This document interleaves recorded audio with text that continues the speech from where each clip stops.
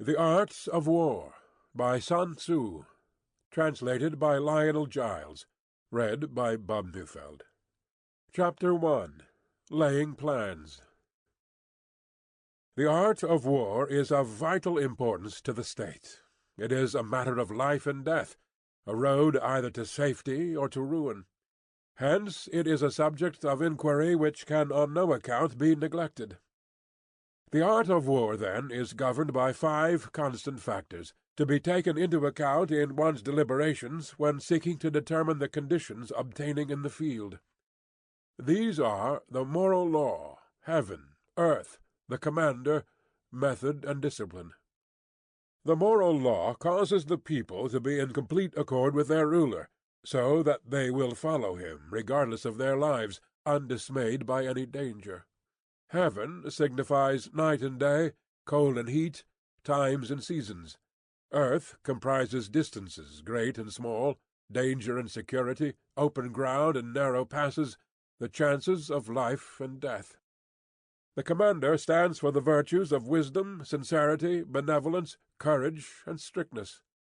Method and discipline are to be understood the marshalling of the army in its proper subdivisions, the graduations of rank among the officers, the maintenance of roads by which supplies may reach the army, and the control of military expenditure. These 5 heads should be familiar to every general. He who knows them will be victorious. He who knows them not will fail. Therefore, in your deliberations, when seeking to determine the military conditions, let them be made the basis of a comparison, in this wise. Which of the 2 sovereigns is imbued with the moral law? Which of the 2 generals has most ability? With whom lie the advantages derived from heaven and earth? On which side is discipline most rigorously enforced? Which army is stronger? On which side are officers and men more highly trained? In which army is there the greater constancy, both in reward and punishment? By means of these 7 considerations I can forecast victory or defeat. The general that hearkens to my counsel and acts upon it will conquer. Let such a one be retained in command. The general that hearkens not to my counsel, nor acts upon it, will suffer defeat. Let such a one be dismissed. While heeding the profit of my counsel, avail yourself also of any helpful circumstances over and beyond the ordinary rules. According as circumstances are favorable, one should modify one's plans. All warfare is based on deception. Hence, when able to attack, we must seem unable. When using our forces, we must seem inactive. When we are near, we must make the enemy believe we are far away. When far away, we must make him believe we are near. Hold out baits to entice the enemy, feign disorder, and crush him. If he is secure at all points, be prepared for him. If he is in superior strength, evade him. If your opponent is of choleric temper, seek to irritate him. Pretend to be weak, that he may grow arrogant. If he is taking his ease, give him no rest. If his forces are united, separate them. Attack him where he is unprepared. Appear where you are not expected. These military devices leading to victory must not be divulged beforehand. Now the general who wins a battle makes many calculations in his temple ere the battle is fought. The general who loses a battle makes but few calculations beforehand. Thus do many calculations lead to victory, and few calculations to defeat. How much more no calculation at all? It is by attention to this point that I can foresee who is likely to win or lose. Chapter 2. Waging War. In the operations of war, where there are in the field 1,000 swift chariots, as many heavy chariots, and 100,000 mail-clad soldiers, with provisions enough to carry them 1,000 li, the expenditure at home and at the front, including entertainment of guests, small items such as glue and paint, and sums spent on chariots and armor, will reach the total of 1,000 ounces of silver per day. Such is the cost of raising an army of 100,000 men. When you engage in actual fighting, if victory is long in coming, then men's weapons will grow dull, and their ardor will be damped. If you lay siege to a town, you will exhaust your strength. Again, if the campaign is protracted, the resources of the state will not be equal to the strain. Now, when your weapons are dulled, your ardor damped, your strength exhausted, and your treasure spent, other chieftains will spring up to take advantage of your extremity. Then no man, however wise, will be able to avert the consequences that must ensue. Thus, though we have heard of stupid haste in war, cleverness has never been seen associated with long delays. There is no instance of a country having benefited from prolonged warfare. It is only one who is thoroughly acquainted with the evils of war that can thoroughly understand the profitable way of carrying it on. The skilful soldier does not raise a second levy, neither are his supply wagons loaded more than twice. Bring war material with you from home, but forage on the enemy. Thus the army will have food enough for its needs. Poverty of the state exchequer causes an army to be maintained by contributions from a distance. Contributing to maintain an army at a distance causes the people to be impoverished. On the other hand, the proximity of an army causes prices to go up, and high prices cause the people's substance to be drained away. When their substance is drained away, the peasantry will be afflicted by heavy exactions. With this loss of substance and exhaustion of strength, the homes of the people will be stripped bare, and 3/10 of their income will be dissipated, while government expenses for broken chariots, worn-out horses, breastplates and helmets, bows and arrows, spears and shields, protective mantles, draft oxen, and heavy wagons will amount to 4/10 of its total revenue. Hence a wise general makes a point of foraging on the enemy. 1 cartload of the enemy's provisions is equivalent to 20 of one's own, and likewise a single picule of his provender is equivalent to 20 from one's own store. Now, in order to kill the enemy, our men must be roused to anger. That there may be advantage from defeating the enemy, they must have their rewards. Therefore, in chariot fighting, when 10 or more chariots have been taken, those should be rewarded who took the first. Our own flags should be substituted for those of the enemy, and the chariots mingled and used in conjunction with ours. The captured soldiers should be kindly treated and kept. This is called using the conquered foe to augment one's own strength. In war, then, let your great object be victory, not lengthy campaigns. Thus it may be known that the leader of armies is the arbiter of the people's fate, the man on whom it depends whether the nation shall be in peace or in peril. Chapter 3. Attack by Stratagem. In the practical art of war, the best thing of all is to take the enemy's country whole and intact. To shatter and destroy it is not so good. So, too, it is better to recapture an army entire than to destroy it, to capture a regiment, a detachment, or a company entire than to destroy them. Hence, to fight and conquer in all your battles is not supreme excellence. Supreme excellence consists in breaking the army's resistance without fighting. Thus, the highest form of generalship is to balk the enemy's plans. The next best is to prevent the junction of the enemy's forces. The next in order is to attack the enemy's army in the field, and the worst policy of all is to besiege walled cities. The rule is not to besiege walled cities, if it can possibly be avoided. The preparation of mantlets, movable shelters, and various implements of war will take up to 3 whole months, and the piling up of mounds over against the walls will take 3 months more. The general, unable to control his irritation, will launch his men to the assault like swarming ants, with the result that 1/3 of his men are slain, while the town still remains untaken. Such are the disastrous effects of a siege. Therefore, the skilful leader subdues the enemy's troops without any fighting. He captures their cities without laying siege to them. He overthrows their kingdom without lengthy operations in the field. With his forces intact, he will dispute the mastery of the empire, and thus, without losing a man, his triumph will be complete. This is the method of attacking by stratagem. It is the rule in war, if our forces are 10 to the enemy's 1, to surround him; if 5 to 1, to attack him; if twice as numerous, to divide our army into 2. If equally matched, we can offer battle; if slightly inferior in numbers, we can avoid the enemy; if quite unequal in every way, we can flee from him. Hence, though an obstinate fight may be made by a small force, in the end it must be captured by a larger force.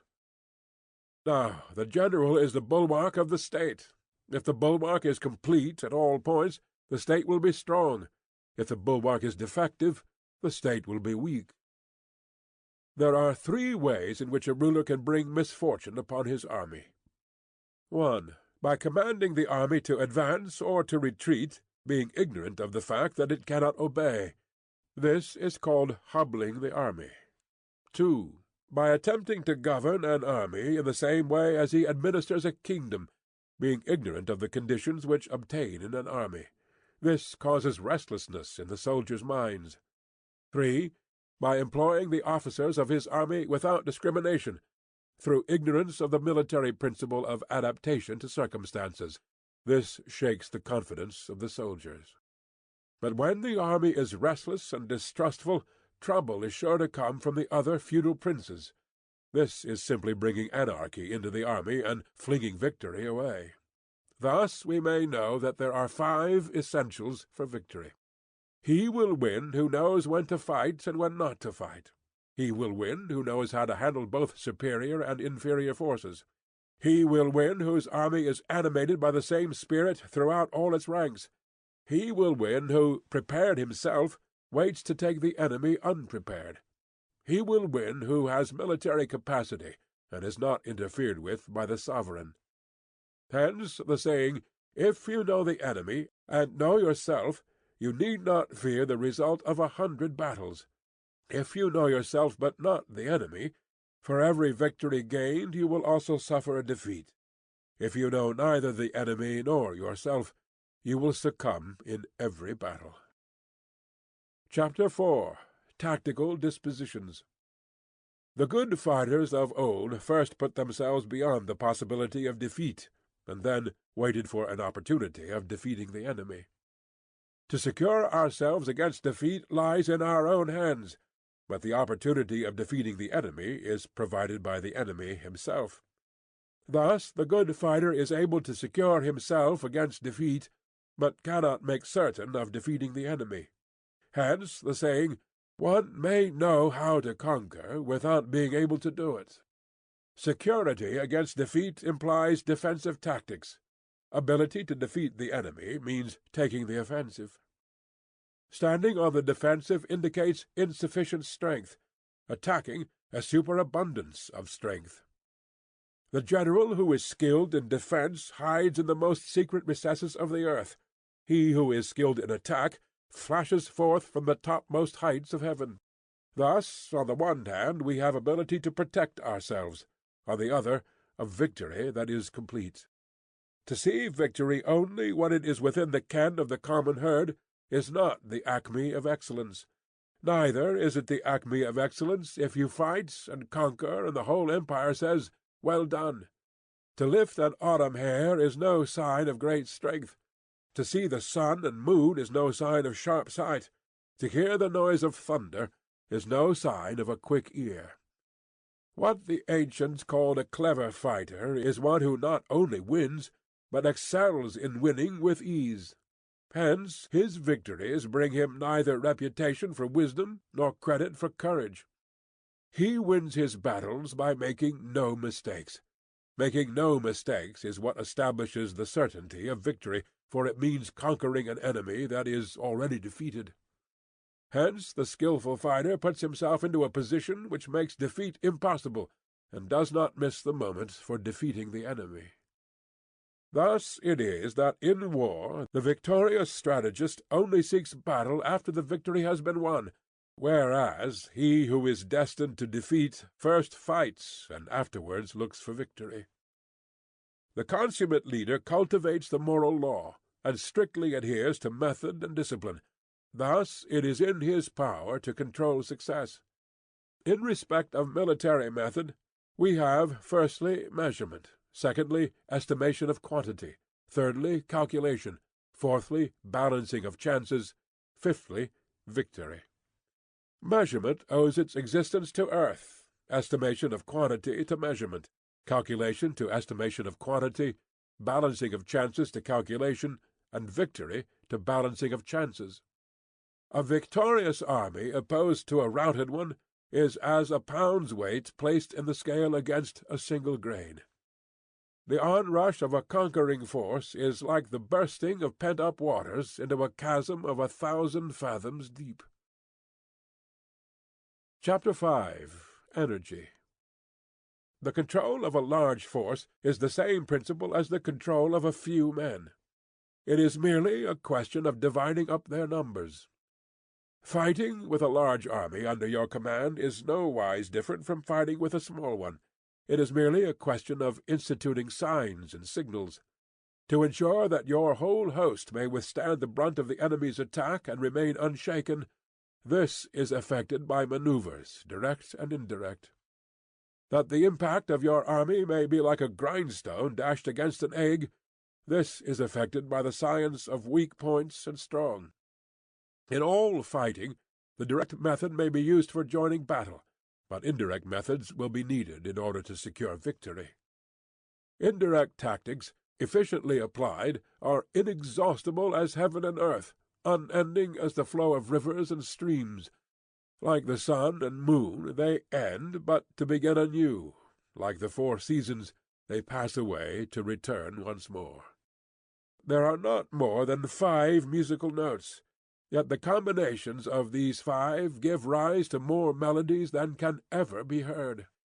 There are not more than 5 primary colors, blue, yellow, red, white, and black, yet in combination they produce more hues than can ever be seen. There are not more than 5 cardinal tastes, sour, acrid, salt, sweet, bitter, yet combinations of them yield more flavors than can ever be tasted. In battle there are not more than 2 methods of attack, the direct and the indirect, yet these 2 in combination give rise to an endless series of manoeuvres. The direct and the indirect lead on to each other in turn. It is like moving in a circle. You never come to an end. Who can exhaust the possibilities of their combination? The onset of troops is like the rush of a torrent, which will even roll stones along in its course. The quality of decision is like the well-timed swoop of a falcon, which enables it to strike and destroy its victim. Therefore, the good fighter will be terrible in his onset, and prompt in his decision. Energy may be likened to the bending of a crossbow, decision to the releasing of a trigger. Amid the turmoil and tumult of battle there may be seeming disorder, and yet no real disorder at all. Amid confusion and chaos your array may be without head or tail, yet it will be proof against defeat. Simulated disorder postulates perfect discipline, simulated fear postulates courage, simulated weakness postulates strength. Hiding order beneath the cloak of disorder is simply a question of subdivision. Concealing courage under a show of timidity presupposes a fund of latent energy. Masking strength with weakness is to be effected by tactical dispositions. Thus one who is skilful at keeping the enemy on the move maintains deceitful appearances, according to which the enemy will act. He sacrifices something, that the enemy may snatch at it. By holding out baits he keeps him on the march, then with a body of picked men he lies in wait for him. The clever combatant looks to the effect of combined energy, and does not require too much from individuals. Hence his ability to pick out the right men, and utilize combined energy. When he utilizes combined energy, his fighting men become, as it were, like unto rolling logs or stones. For it is the nature of a log or stone to remain motionless on level ground, and to move on when on a slope. If four-cornered, to come to a standstill, but if round-shaped, to go rolling down. Thus the energy developed by good fighting men is as the momentum of a round stone rolled down a mountain thousands of feet in height. So much on the subject of energy. Chapter 6. Weak Points and Strong. Whoever is first in the field and awaits the coming of the enemy will be fresh for the fight. Whoever is second in the field and has to hasten to battle will arrive exhausted. Therefore the clever combatant imposes his will on the enemy, but does not allow the enemy's will to be imposed on him. By holding out advantages to him, he can cause the enemy to approach of his own accord, or, by inflicting damage, he can make it impossible for the enemy to draw near. If the enemy is taking his ease, he can harass him. If well supplied with food, he can starve him out. If quietly encamped, he can force him to move. Appear at points which the enemy must hasten to defend. March swiftly to places where you are not expected. An army may march great distances without distress if it marches through country where the enemy is not. You can be sure of succeeding in your attacks if you only attack places which are undefended. You can assure the safety of your defence if you only hold positions that cannot be attacked. Hence, that general is skilful in attack whose opponent does not know what to defend, and he is skilful in defence whose opponent does not know what to attack. O divine art of subtlety and secrecy! Through you we learn to be invisible, through you inaudible, and hence we can hold the enemy's fate in our hands. You may advance and be absolutely irresistible if you make for the enemy's weak points. You may retire and be safe from pursuit if your movements are more rapid than those of the enemy.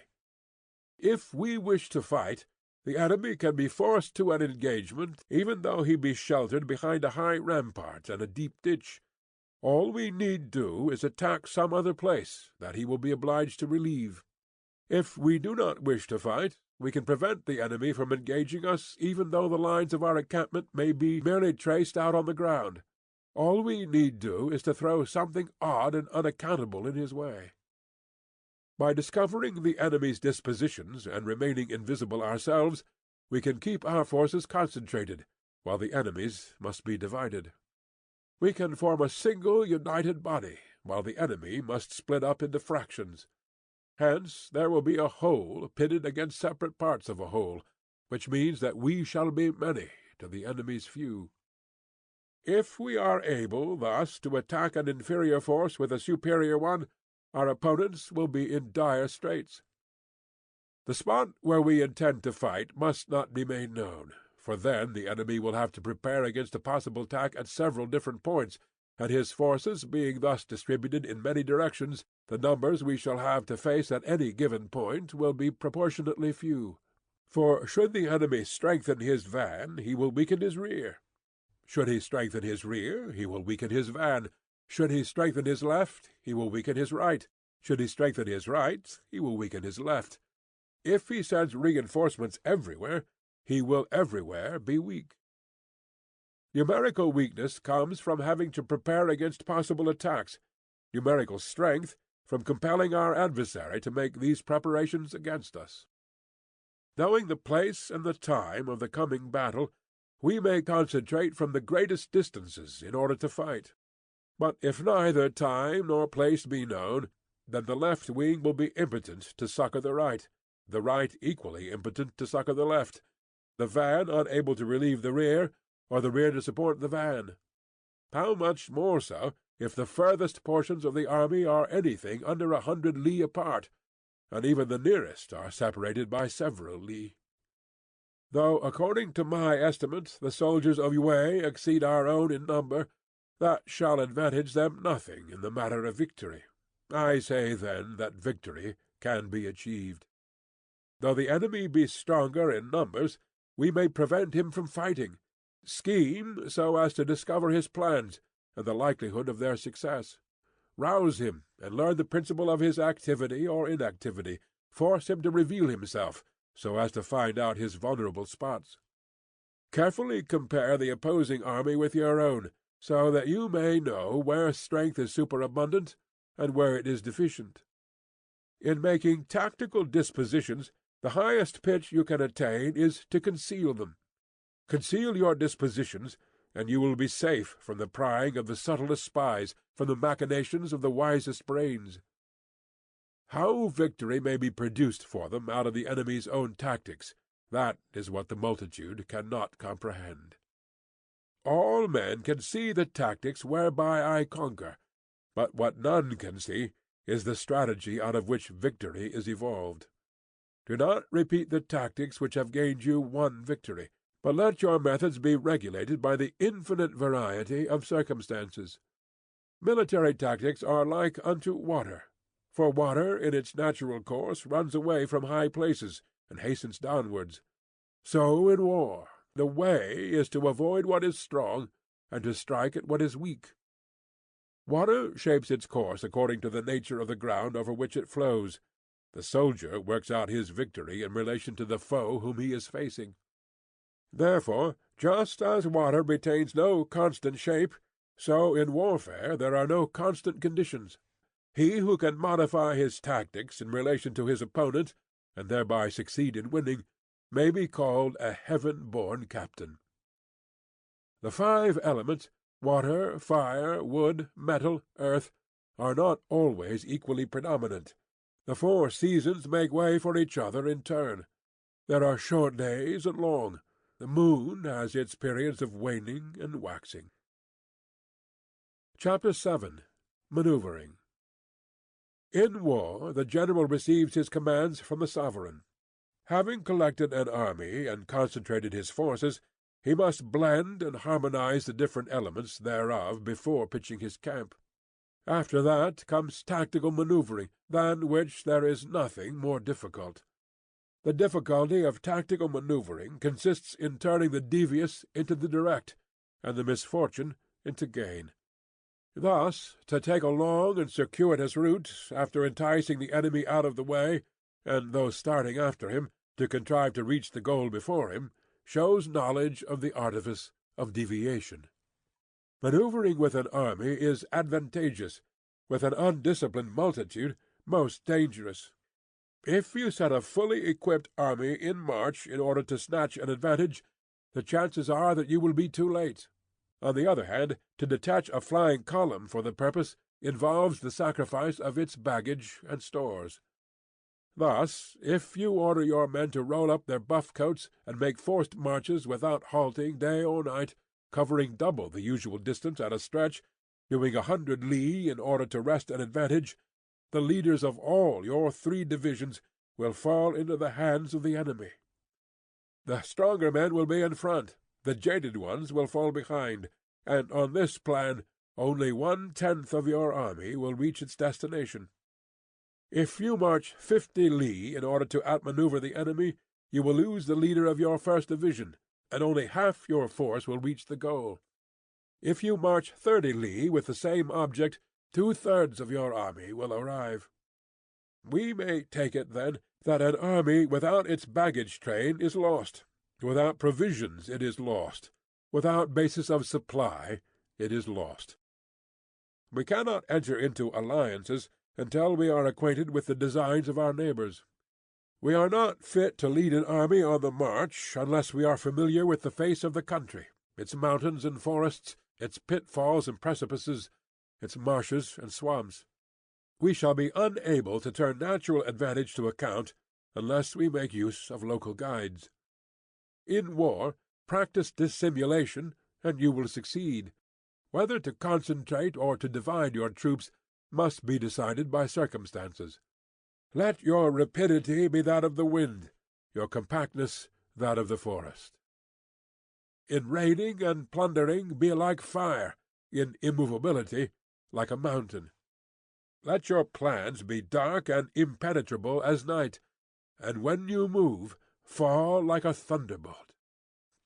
When you plunder a countryside, let the spoil be divided amongst your men. When you capture new territory, cut it up into allotments for the benefit of the soldiery. Ponder and deliberate before you make a move.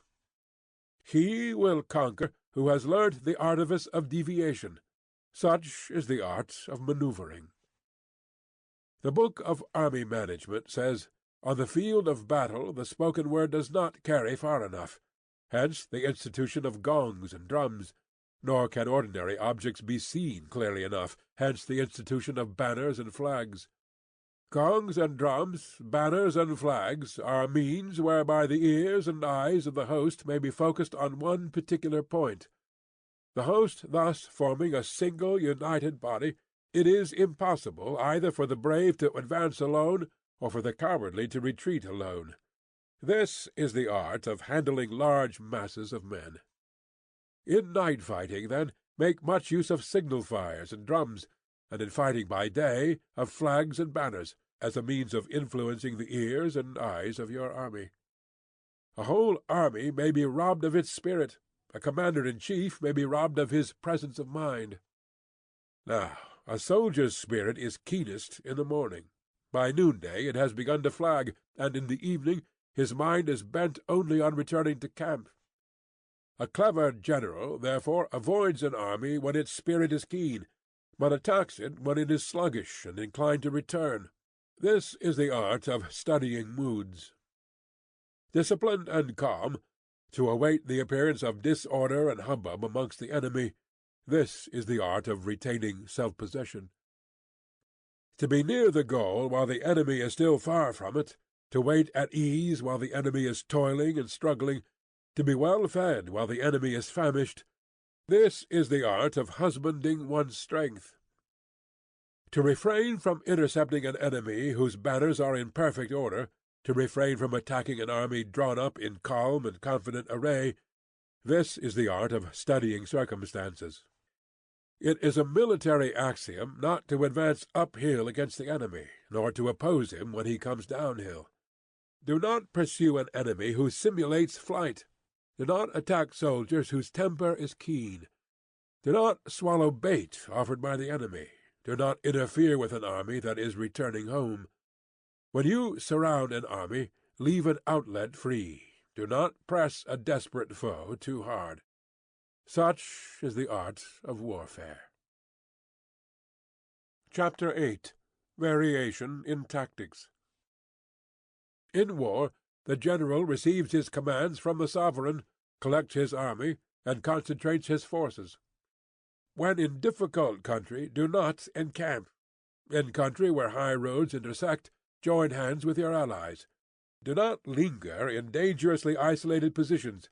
In hemmed-in situations, you must resort to stratagem. In desperate position, you must fight. There are roads which must not be followed, armies which must not be attacked, towns which must not be besieged, positions which must not be contested, commands of the sovereign which must not be obeyed. The general who thoroughly understands the advantages that accompany variation of tactics knows how to handle his troops. The general who does not understand these may be well acquainted with the configuration of the country, yet he will not be able to turn his knowledge to practical account. So, the student of war who is unversed in the art of war, of varying his plans, even though he be acquainted with the 5 advantages, will fail to make the best use of his men. Hence, in the wise leader's plans, considerations of advantage and of disadvantage will be blended together. If our expectation of advantage be tempered in this way, we may succeed in accomplishing the essential part of our schemes. If, on the other hand, in the midst of difficulties we are always ready to seize an advantage, we may extricate ourselves from misfortune. Reduce the hostile chiefs by inflicting damage on them, and make trouble for them, and keep them constantly engaged. Hold out specious allurements, and make them rush to any given point. The art of war teaches us to rely not on the likelihood of the enemy's not coming, but on our own readiness to receive him, not on the chance of his not attacking, but rather on the fact that we have made our position unassailable.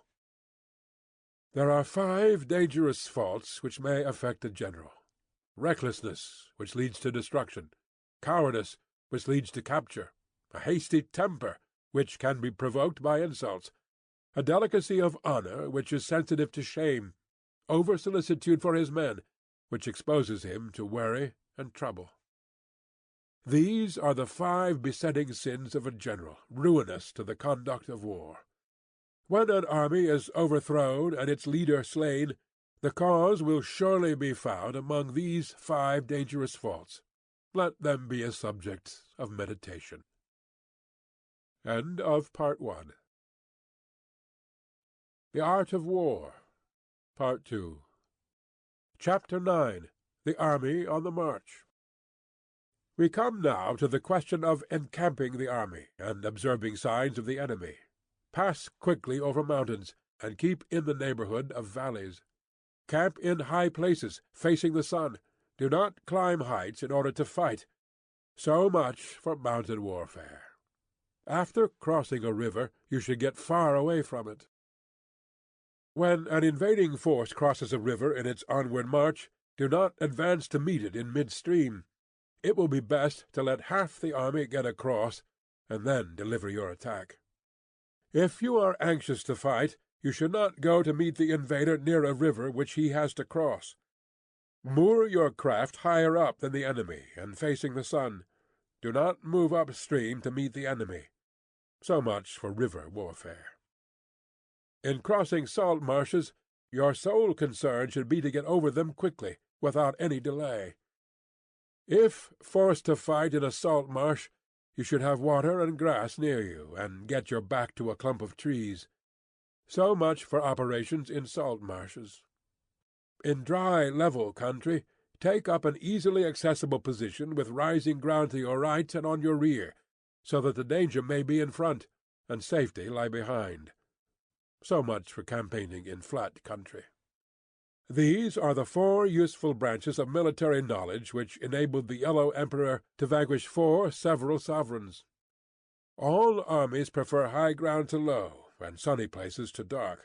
If you are careful of your men and camp on hard ground, the army will be free from disease of every kind, and this will spell victory. When you come to a hill or a bank, occupy the sunny side, with the slope on your right rear. Thus you will at once act for the benefit of your soldiers, and utilize the natural advantages of the ground.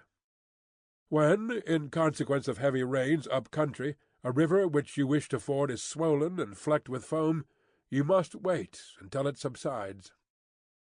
Country in which there are precipitous cliffs with torrents running between, deep natural hollows, confined places, tangled thickets, quagmires, and crevices, should be left with all possible speed, and not approached.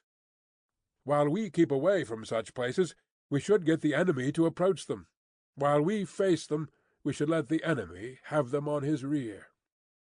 If in the neighborhood of your camp there should be any hilly country, ponds surrounded by aquatic grass, hollow basins filled with reeds, or woods with thick undergrowth, they must be carefully routed out and searched, for these are places where men in ambush or insidious spies are likely to be lurking. When the enemy is close at hand and remains quiet, he is relying on the natural strength of his position. When he keeps aloof and tries to provoke a battle, he is anxious for the other side to advance.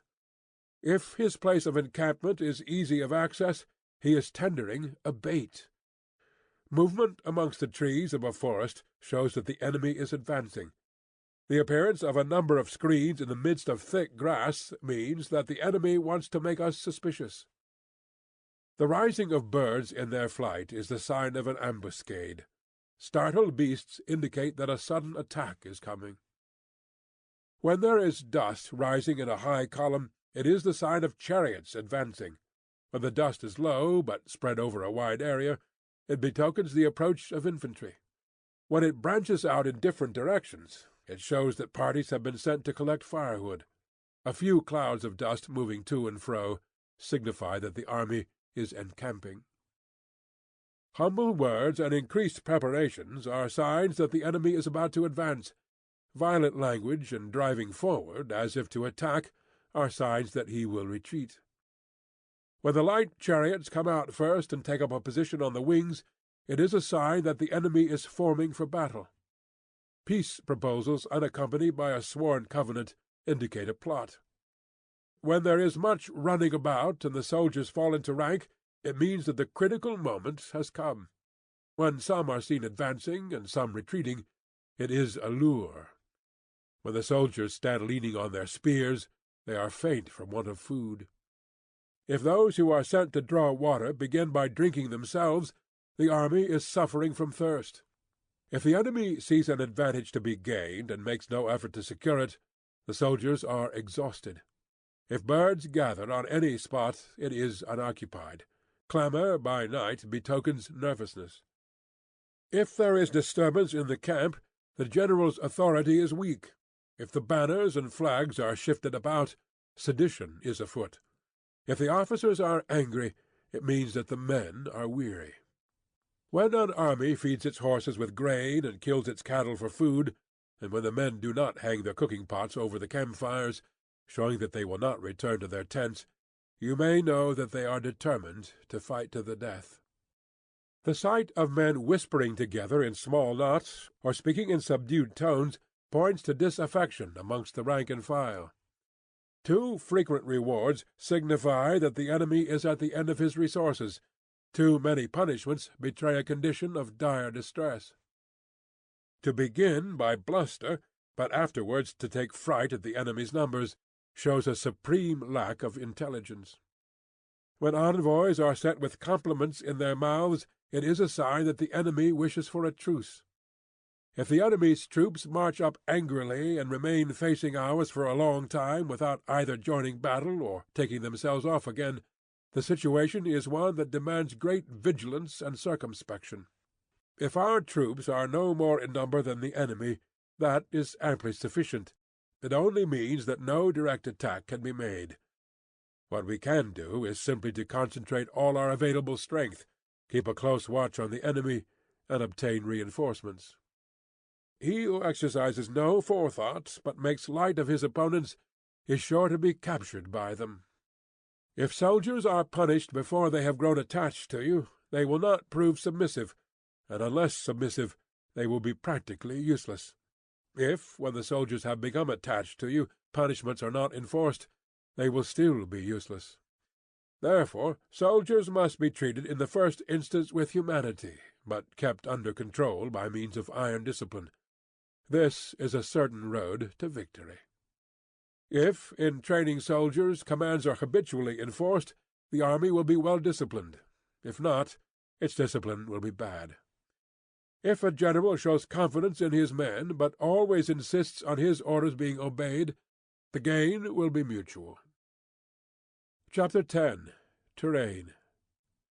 We may distinguish 6 kinds of terrain, to wit, accessible ground, entangling ground, temporizing ground, narrow passes, precipitous heights, positions at a great distance from the enemy.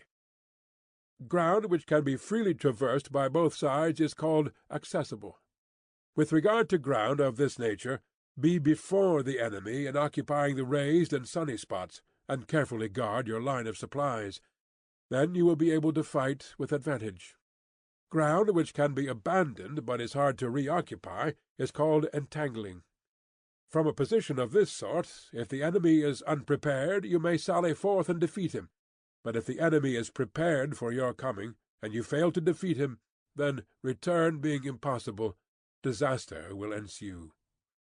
When the position is such that neither side will gain by making the first move, it is called temporizing ground.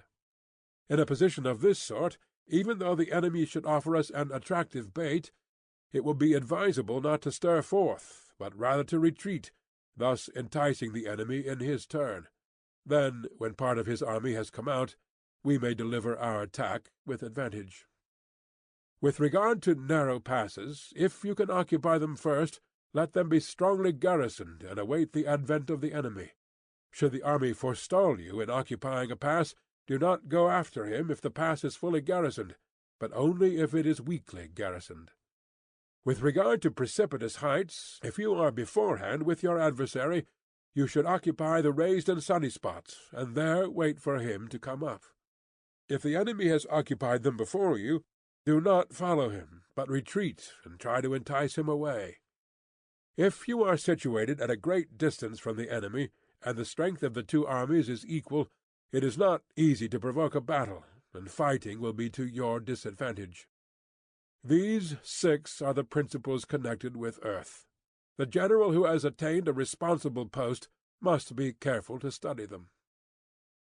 Now, the army is exposed to 6 several calamities, not arising from natural causes, but from faults for which the general is responsible.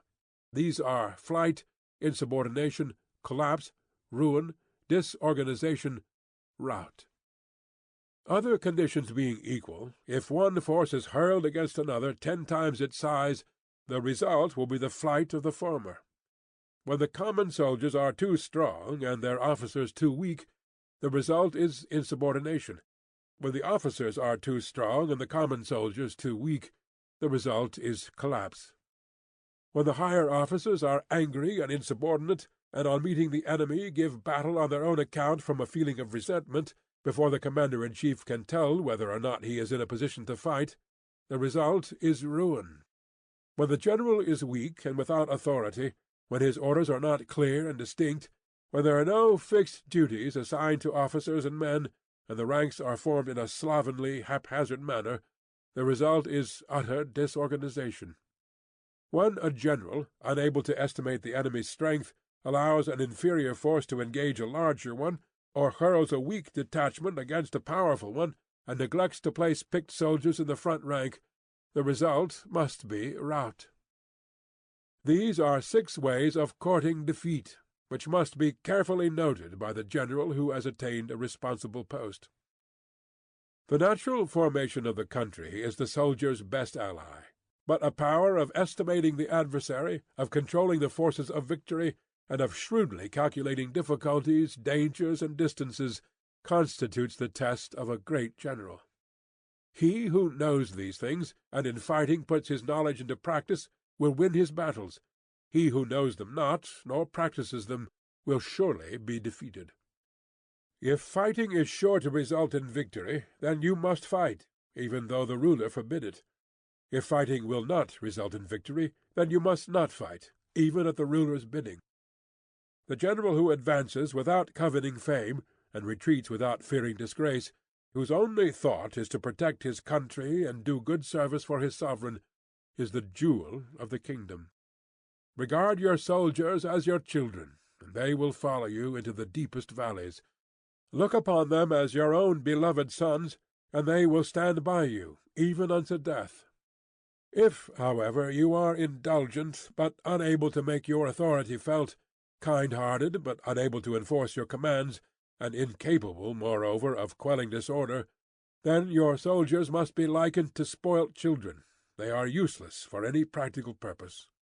If we know that our own men are in a condition to attack, but are unaware that the enemy is not open to attack, we have gone only half-way towards victory. If we know that the enemy is open to attack, but are unaware that our own men are not in a condition to attack, we have gone only half-way towards victory. If we know that the enemy is open to attack, and also know that our men are in a condition to attack, but are unaware that the nature of the ground makes fighting impracticable, we have still gone only half-way towards victory. Hence the experienced soldier, once in motion, is never bewildered. Once he has broken camp, he is never at a loss. Hence the saying, "If you know the enemy and know yourself, the victory will not stand in doubt. If you know heaven and know earth, you may make your victory complete." Chapter 9. The 9 Situations. The art of war recognizes 9 varieties of ground: dispersive ground, facile ground, contentious ground, open ground, ground of intersecting highways, serious ground, difficult ground, hemmed-in ground, desperate ground. When a chieftain is fighting in his own territory, it is dispersive ground. When he has penetrated into hostile territory, but to no great distance, it is facile ground. Ground, the possession of which imports great advantage to either side, is contentious ground. Ground on which each side has liberty of movement is open ground.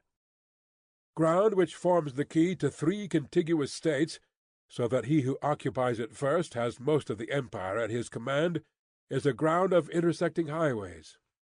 When an army has penetrated into the heart of a hostile country, leaving a number of fortified cities in its rear, it is serious ground. Mountain forests, rugged steeps, marshes, and fens, all country that is hard to traverse, this is difficult ground. Ground which is reached through narrow gorges, and from which we can only retire by tortuous paths, so that a small number of the enemy would suffice to crush a large body of our men, this is hemmed-in ground. Ground on which we can only be saved from destruction by fighting without delay is desperate ground. On dispersive ground, therefore, fight not. On facile ground, halt not. On contentious ground, attack not. On open ground, do not try to block the enemy's way.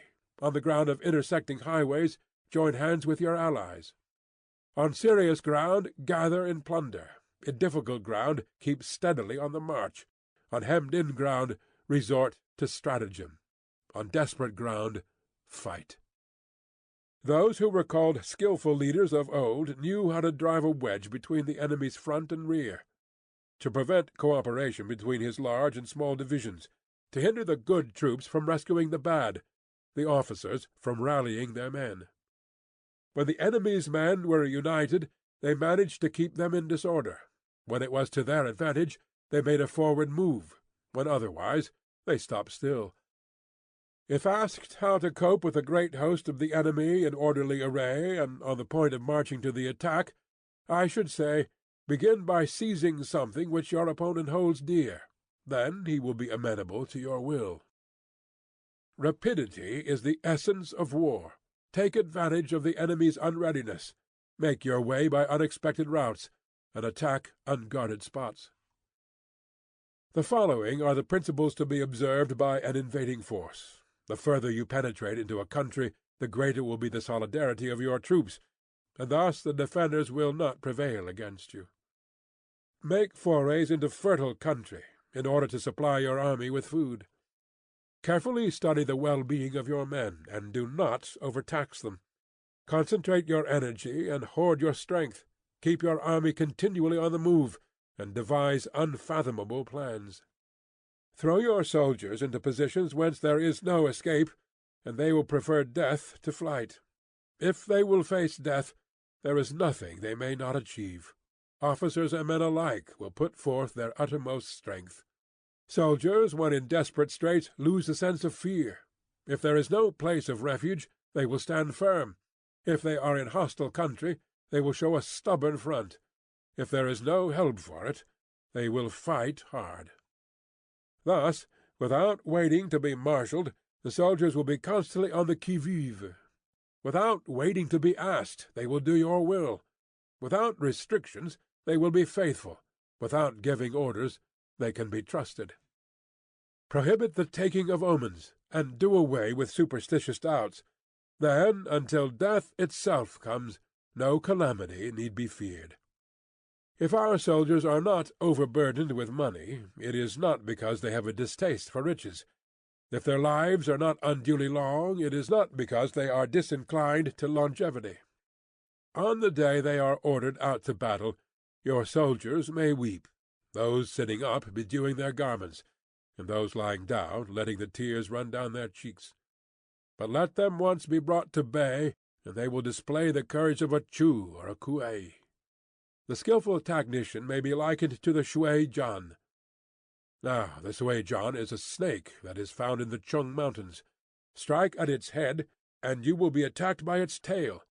Strike at its tail, and you will be attacked by its head. Strike at its middle, and you will be attacked by head and tail both. Asked if an army can be made to imitate the Shui Jan, I should answer yes. For the men of Wu and the men of Yue are enemies. Yet if they are crossing a river in the same boat and are caught by a storm, they will come to each other's assistance, just as the left hand helps the right. Hence it is not enough to put one's trust in the tethering of horses and the burying of chariot wheels in the ground. The principle on which to manage an army is to set up one standard of courage which all must reach. How to make the best of both strong and weak, that is a question involving the proper use of ground. Thus the skilful general conducts his army just as though he were leading a single man willy-nilly by the hand. It is the business of a general to be quiet, and thus ensure secrecy, upright and just, and thus maintain order. He must be able to mystify his officers and men by false reports and appearances, and thus keep them in total ignorance. By altering his arrangements and changing his plans, he keeps the enemy without definite knowledge. By shifting his camp and taking circuitous routes, he prevents the enemy from anticipating his purpose. At the critical moment, the leader of an army acts like one who has climbed up a height and then kicks away the ladder behind him. He carries his men deep into hostile territory before he shows his hand. He burns his boats and breaks his cooking pots. Like a shepherd driving a flock of sheep, he drives his men this way and that, and nothing knows whither he is going. To muster his host and bring it into danger, this may be termed the business of the general. The different measures suited to the 9 varieties of ground, the expediency of aggressive or defensive tactics, and the fundamental laws of human nature, these are things that must most certainly be studied. When invading hostile territory, the general principle is that penetrating deeply brings cohesion. Penetrating but a short way means dispersion. When you leave your own country behind and take your army across the neighborhood territory, you find yourself on critical ground. When there are means of communication on all 4 sides, the ground is one of interesting highways. When you penetrate deeply into a country, it is serious ground. When you penetrate but a little way, it is facile ground. When you have the enemy's strongholds on your rear and narrow passes in front, it is hemmed-in ground. When there is no place of refuge at all, it is desperate ground. Therefore, on dispersive ground I would inspire my men with unity of purpose. On facile ground I would see that there is close connection between all parts of my army. On contentious ground I would hurry up my rear. On open ground I would keep a vigilant eye on my defences. On ground of interesting highways I would consolidate my alliances. On serious ground I would try to ensure a continuous stream of supplies. On difficult ground I would keep pushing on along the road. On hemmed-in ground I would block any way of retreat.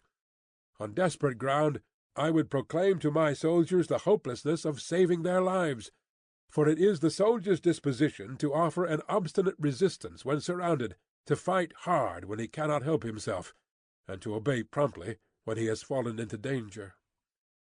We cannot enter into alliance with neighbouring princes until we are acquainted with their designs. We are not fit to lead an army on the march unless we are familiar with the face of the country, its mountains and forests, its pitfalls and precipices, its marshes and swamps. We shall be unable to turn natural advantages to account unless we make use of local guides. To be ignored of any one of the following 4 or 5 principles does not befit a warlike prince.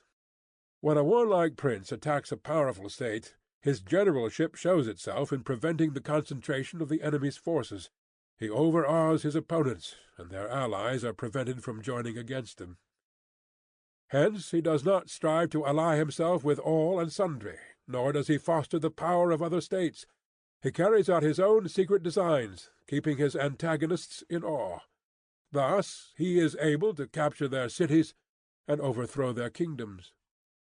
Bestow rewards without regard to rule, issue orders without regard to previous arrangements, and you will be able to handle a whole army as though you had to do with but a single man. Confront your soldiers with the deed itself. Never let them know your design. When the outlook is bright, bring it before their eyes, but tell them nothing when the situation is gloomy. Place your army in deadly peril, and it will survive.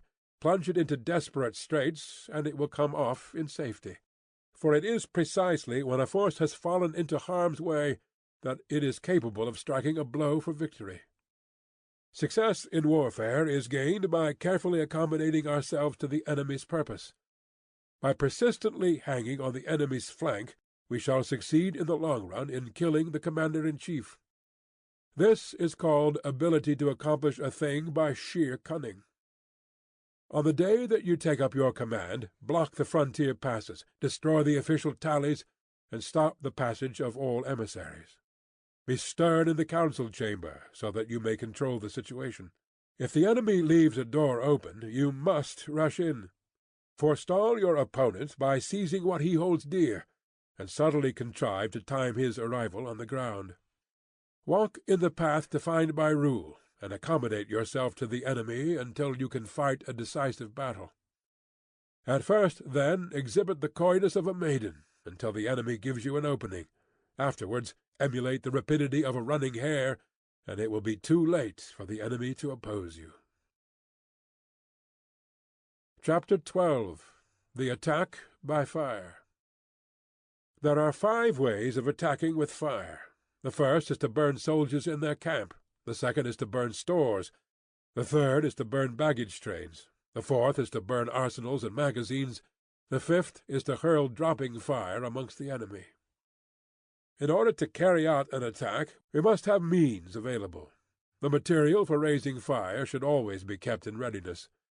There is a proper season for making attacks with fire, and special days for starting a conflagration. The proper season is when the weather is very dry. The special days are those when the moon is in the constellations of the sieve, the wall, the ring, or the crossbar, for these 4 are all days of rising wind. In attacking with fire, one should be prepared to meet 5 possible developments. When fire breaks out inside the enemy's camp, respond at once with an attack from without. If there is an outbreak of fire, but the enemy's soldiers remain quiet, bide your time and do not attack.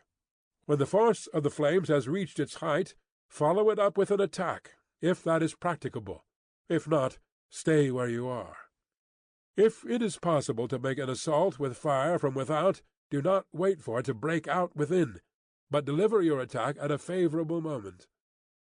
When you start a fire, be to windward of it. Do not attack from the leeward. A wind that rises in the daytime lasts long, but a night breeze soon falls. In every army, the 5 developments connected with fire must be known, the movements of the stars calculated, and a watch kept for the proper days. Hence, those who use fire as an aid to the attack show intelligence. Those who use water as an aid to the attack gain an accession of strength. By means of water, an enemy may be intercepted, but not robbed of all his belongings. Unhappy is the fate of one who tries to win his battles and succeed in his attacks without cultivating the spirit of enterprise, for the result is waste of time and general stagnation. Hence the saying, "The enlightened ruler lays his plans well ahead. The good general cultivates his resources." Move not unless you see an advantage. Use not your troops unless there is something to be gained. Fight not unless the position is critical. No ruler should put troops into the field merely to gratify his own spleen. No general should fight a battle simply out of pique. If it is to your advantage, make a forward move. If not, stay where you are. Anger may in time change to gladness. Vexation may be succeeded by content. But a kingdom that has once been destroyed can never come again into being, nor can the dead ever be brought back to life. Hence the enlightened ruler is heedful, and the good general full of caution. This is the way to keep a country at peace and an army intact. Chapter 13. The Use of Spies. Raising a host of 100,000 men and marching them great distances entails heavy loss on the people and a drain on the resources of the state. The daily expenditure will amount to 1,000 ounces of silver. There will be commotion at home and abroad, and men will drop down exhausted on the highways. As many as 700,000 families will be impeded in their labor. Hostile armies may face each other for years, striving for the victory which is decided in a single day. This being so, to remain in ignorance of the enemy's condition, simply because one grudges the outlay of 100 ounces of silver in honours and emoluments, is the height of inhumanity. One who acts thus is no leader of men, no present help to his sovereign, no master of victory. Thus, what enables the wise sovereign and the good general to strike and conquer, and achieve things beyond the reach of ordinary men, is foreknowledge. Now this foreknowledge cannot be elicited from spirits. It cannot be obtained inductively from experience, nor by any deductive calculation. Knowledge of the enemy's dispositions can only be obtained from other men. Hence the use of spies, of whom there are 5 classes: local spies, inward spies, converted spies, doomed spies, surviving spies. When these 5 kinds of spy are all at work, none can discover the secret system. This is called divine manipulation of the threads. It is the sovereign's most precious faculty. Having local spies means employing the services of the inhabitants of a district. Having inward spies, making use of officials of the enemy.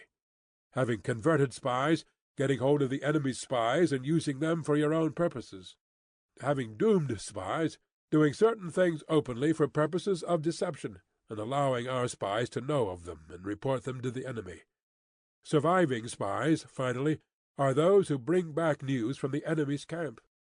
Hence it is that with none in the whole army are more intimate relations to be maintained than with spies. None should be more liberally rewarded. In no other business should greater secrecy be preserved. Spies cannot be usefully employed without a certain intuitive sagacity. They cannot be properly managed without benevolence and straightforwardness. Without subtle ingenuity of mind, one cannot make certain of the truth of their reports. Be subtle. Use your spies for every kind of business. If a secret piece of news is divulged by a spy before the time is ripe, he must be put to death, together with the man to whom the secret was told.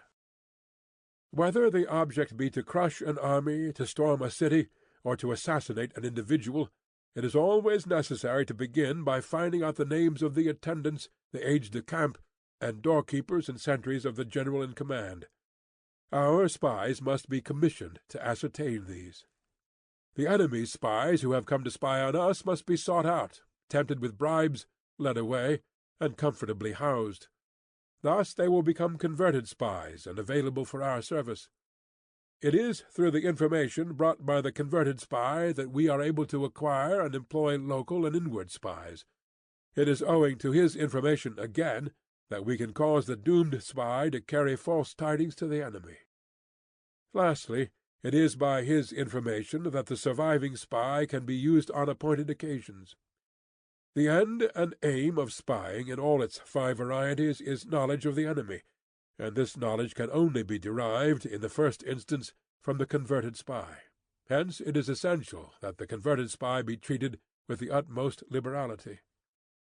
Of old, the rise of the Yin dynasty was due to I Chi, who had served under Xia. Likewise, the rise of the Chow dynasty was due to Lu Ya, who had served under the Yin. Hence it is only the enlightened ruler and the wise general who will use the highest intelligence of the army for purposes of spying, and thereby they achieve great results. Spies are a most important element in war, because on them depends an army's ability to move. End of The Art of War, by Sun Tzu.